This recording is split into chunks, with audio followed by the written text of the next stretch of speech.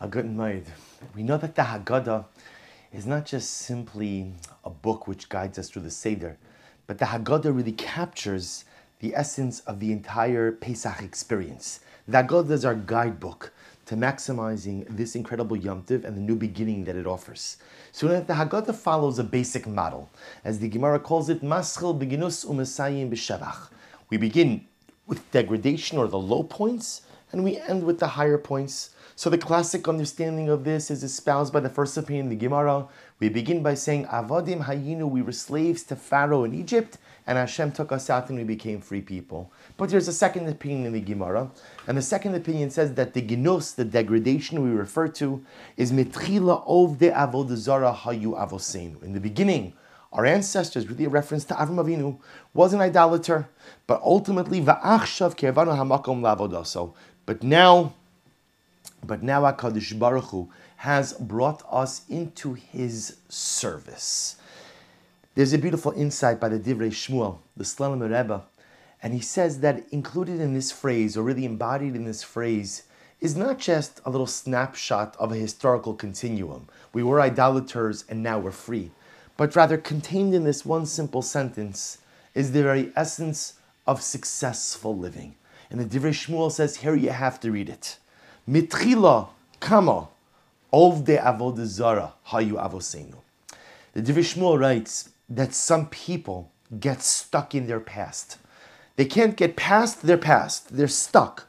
Sometimes it's because of mistakes they've made. We've all made mistakes. And sometimes we have such difficulty moving past our mistakes. We get mired in our mistakes. We're held back by our mistakes. And we simply can't get past them. We can't move forward. We can't rehabilitate ourselves or try again. For some people, Rahman al-Islam, it's trauma. And although trauma leaves its marks and leaves its bruises, at a certain point in time, a person has to make a conscious decision to stop being a victim and try in some way to rehabilitate themselves and move forward. Says the Divrei Shmuel, mitchila, if a person goes ahead and only lives in their past, ovde avodah zara, that's tantamount to idolatry. What's idolatry? Idolatry represents the absence of God.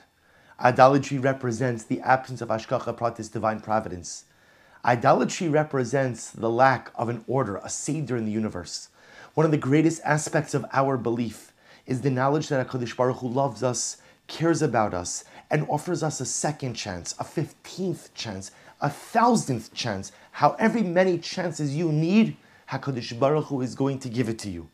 But metchila, if you go ahead and you live your life in the beginning, if you live your life in the past, if you simply can't get past your past, then ovdei avodah zara hayu avoseinu. So what's the goal? The next line. Va'achshav kervanu hamakom la'avodaso. Va'achshav. The goal is to live life in the present. The goal is to live life in the here and now. The goal is to stop worrying about what was and to focus and to maximize what is. Va'achshav. A person who lives life achshav, kervanu hamakom la'avodaso. Such a person is brought closer to HaKadosh Baruch Hu. Such a person is beloved by HaKadosh Baruch Hu. Such a person begins the journey to Devekis, to supreme and sublime connection with the Ribbon Shalom. And the Divrei Shmuel gives an incredible raya. He brings down the story of the wife of Lot. We know that the Torah tells us that Lot is saved in the merit of his uncle Avram Avinu. And the Malachim come along, and the Malachim come to save Lot and to save the family.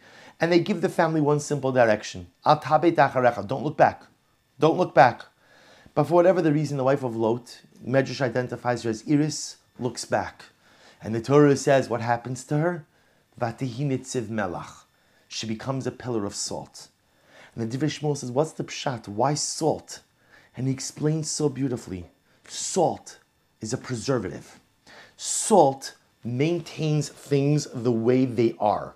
Salt is great for kind of a holding pattern, but nothing grows in salt. Nothing flourishes in salt. The wife of Lot was being given an opportunity to make a new life for herself, to make a new life for her family. But instead, She can't get over the life that she left behind. She looked behind. When you spend your life looking back, you become a pillar of salt, unable to move forward, unable to progress, unable to grow, unable to thrive, unable to self-actualize. But the Be'er HaChaim says something very beautiful. He says, however, life is a lot like driving. You see, at certain points in time, you have to look in the rearview mirror. And sometimes, I guess he's talking about before the days of backup cameras, you have to look behind you also. Because to never look behind ultimately causes you to lose out on the lessons of your past. Because our past, even the dramatic mistakes of our past, have incredible life lessons for us. But at the same time, if a person drives the car of life always looking back, you're sure to get into an accident. So you have to look back every once in a while. You have to gaze in the rearview mirror of life, learn from your past mistakes, learn from your past accomplishments, learn from the past events what to do better now. But ultimately, don't live life in the rearview mirror. Don't live life in the mitchila. Don't live life looking back. Because those who do turn into a pillar of salt. Those who do ovde avodah zara hayu avosenu. Those who live life constantly perseverating over the past cannot build for themselves a future. But va'achshav, if a person looks forward, a person lives in the moment, a person maximizes the opportunities and events that are right here in front of him or her, then kervanu hamakom lavodaso. Pesach is a Yom Tiv, where HaKadosh Baruch Hu gives us a brand new beginning. Where HaKadosh Baruch Hu gives us a tabla rasa, a fresh slate, a brand new clean slate. We're free. Newfound freedom. Freedom has found us and we have found freedom. The shaila, the question is, what are we going to do with it? And here the Haggadah tells us, whatever you do, don't fall into the trap of mitchila, but find the courage to live a life of va'achshav. Wishing all of you a good night and a good Yom Tov.